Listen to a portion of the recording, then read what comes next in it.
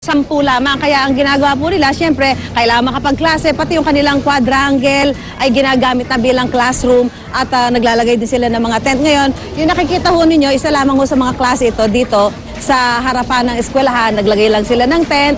Ito ho yung mga estudyante ngayon. Kung mapapansin ninyo, yung mga upuan na ito, wala na hong armrest. Ayan, talagang tanggal na. Kaya yung mga estudyante, magkakadikit. Ayan, ang problema, kapag nagbibigay na si ma'am ng mga dapat sulatin, paano nagsusulat kayo ng mga estudyante? Ayan, ang style ng ating estudyante. Ang kanyang papel, pinapatong niya sa kanyang hita para makapagsulat. O di kaya naman, nasan yung katabi mo dito? May katabi ka ba dito? Ha? Paano magsulat? Hindi ba nahihirapan? Dahil baka nagkakauntugan na kayo? Hindi po. Hindi naman, pero mahirap. Dahil nag-share pa kayo. O, bakit kasi ginagamit pa yan sirang upuan na yan? Wala na ba kayong ibang upuan? Wala na po. Wala na. So, kailangan talaga kahit wala nang armrest ang upuan, gamitin nyo pa rin. O, yan lang ho sa mga sitwasyon dito, no? Yung mga silya na wala na mga armrest ay ginagamit pa rin ng mga estudyante. Nako, si ma'am, eto, nakapatong na lamang dito. Wala kayong, yung table? Wala po. Wala rin. Ako talagang maraming kakulangan dito sa eskwelahin na to. Alam niyo ho yung problema dito. Matagal na. Ilang taon na lang sinasabing problema.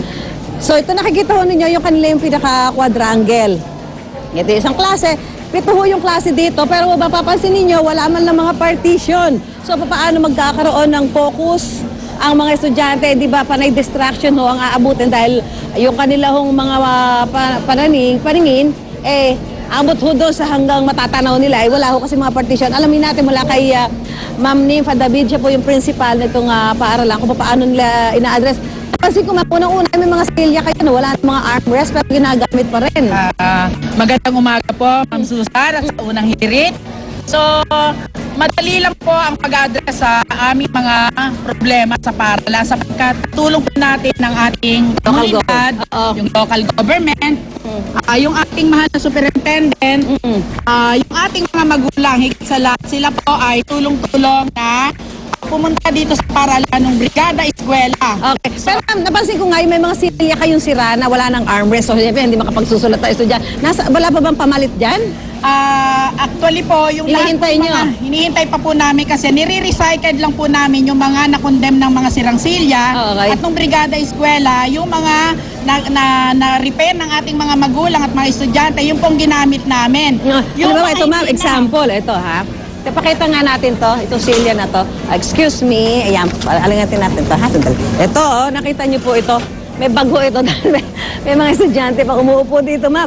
Halimbawa ganito, ma'am, di ba natin pwede i-dispose na yan? Actually po yan, ay hindi ko pa ho pinadidispose kasi yan, nanggaling po sa mga taguan na pinakuha ko po para magamit pa po namin. Dahil sa Sabado po, narito uli kami, magpapatuloy uli kami ng brigada kasama ang aming mga estudyante para po magamit ang mga silya. Kaya kung nakikita ninyo, yung iba dyan na bagong labas lang ho yan kasi dumagsa ang aming mga mag-aaral. Sabi nyo nga, hindi nyo naman matanggihan yung iba nag-enroll dito dahil marereklamo kayo. Marereklamo Next, talaga ako. natin, isang nakita ko lang na concern, etong wala kayong partition dahil sabi nyo, yung nilagay nyo dating partition last year, nasira na.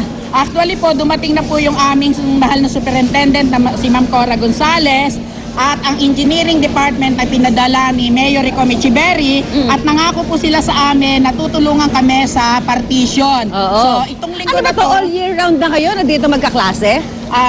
Nung dumating po ako last year, meron na po dito. 3 po yung inabutan ko at nang ako'y magsimula, naging siyam. Nadagdagan ngayon, 12. Nadagdagan kasi kayo ng mga estudyante. Opo, nadagdagan ng aming estudyante. Okay. So yan, sana ho yung mga pangako ng halimbawa, mga galing sa DepEd, yung galing sa local government. Maraming salamat, Ma'am Nympha David. Gaya ng sinabi ho ng principal, sana ho ay ma-address na agad yung kakulangan ng mga silya at yung pagkakaroon ng partition dahil kahit kulang sa classroom, ay makapag-focus naman ang ating mga estudyante sa kanilang pag-aaral. So mula po rito sa Liano High School sa Caloocan City, back to studio po tayo.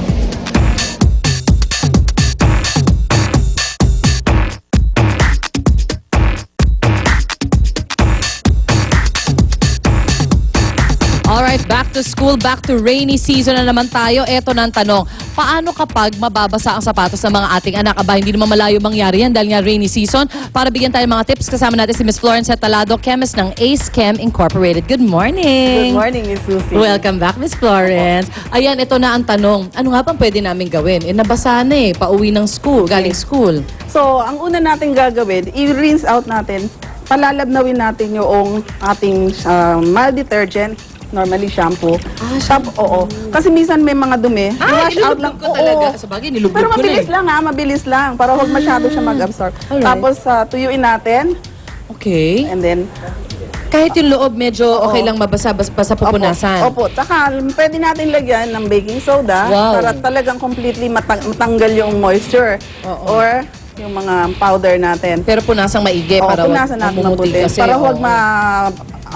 mamaga ang leather. And then, pwede natin lagyan ng Ayun. dyaryo para totally mawala. And then, maibalik natin yung forma ng leather. Oo, yun. Kung wala at meron tayong yung parang pang protector sa shoe. Yes. Shoe Oo, tree? pwede. Oo. Yes, shoe tree. Kung wala, Pwede na yan, Dyaryo, pwede dyaryo, na, correct. oo, yan. At saka absorber din kasi yung dyaryo Yes. ng, pati ba ng odor? hindi. Hindi ng odor. ma-absorb. Just That the is the moisture. role of baking soda. Okay. So, yan. So, this is for real leather shoes. Paano yung Oo. hindi totoong leather? Kung hindi totoong leather, pwede tayo mabilis lang, mga mild detergent ulit. Okay. Tapos, huwag natin paaarawan ng totally. Pag medyo na sikatan na ng araw, natanggal na yung bacteria, and then i-air dry na lang natin. Alright, Oo. alright. Kasi pagka totally inano natin sa matinding sikat ng araw, magpuputok-putok din Yes, ang leatherette. correct. So, at saka pati yung Leatherette, rubber, mawawala ang kanyang elasticity. Alright. So, ganun din. air Paano dry. lang? So, yung yung araw ay para pang lang, disinfect kumbaga, di ba? Oo, Ito correct. tanong ko, Miss Florence, kasi dati ang ginagawa namin, pag naglalaba kami ng mga rubber shoes, ganyan, nilalagay namin sa likod ng ref, okay lang ba? Mainit kasi Mainit doon. din sobra yun. Masyadong mainit. Matutuyo masyado, magka-crack. Magka-crack yung ating mga leather or leatherettes. Kung sa turbo broiler. Turbo broiler, mas mainit Masusunog pa. siya talaga, totally Pero masusunog crispy siya. na, crispy. Oo. Ano pa yung mga iba nating tips na mabibigay natin sa Yung ating mga iba, moms? nilalagyan nila ng alcohol. Kasi totoo, ang alcohol ay nakaka-disinfect. Kaya lang, totally matutuyo ang leather. Pati maski leatherette. Okay. So, What if yung, kasi usually ang may amoy yung loob di Oo, ba? oo. Okay lang ba kung ilagay ko yung alcohol, let's say, sa tela, tapos ganun ko lang sa loob? Pwede rin. Okay Oo. lang. Basta wag lang masyadong sa labas kasi yung glazing mawawala. Alright. At ito, saka, yes po. wag nating ugaliin na yung sapato ay yung Medyas. ginamit na, itinago pa ulit kasi overwhelm ang bacteria dun sa loob. Nagpa-party sila sa loob. Oo. Nako. Dadami sila ng dadami. Ang daming guilty, Miss Florence. Kasi para hindi mawala yung medyas, yun yung unang-unang ginagawa, Oo. ginaganon eh. Pero that is bad kasi Bad, tatlo ang okay. condition sa mikrobyo. Alright. Moist, Yes. walang it is dark, Yes. at saka merong pawis. So napaka-perfect talaga nung That's a breeding pagkakataon na yun. ground. Ay, nako, ayan na. Yung mga mommies at yung mga Mexican. bagets, wag natin gawing habit or let's try to break that habit, di ba? Yeah. Para hindi tayo magkaroon ng masyado maraming bacteria sa loob ng ating mga sapatos. Miss Florence, thank you so much. Welcome po. Maraming salamat po sa inyo. Ayan mga mommies, tandaan niyo po ang mga tips na binigay sa atin ni Miss Florence para mga bagets naman natin magaganda, makikintab at malilinis inside and out ang kanilang mga sapatos kapag sila pumpasok. Magbabalik pa unang hirit. Sa unang hirit, serbisyong totoo ang lakas ng hirit.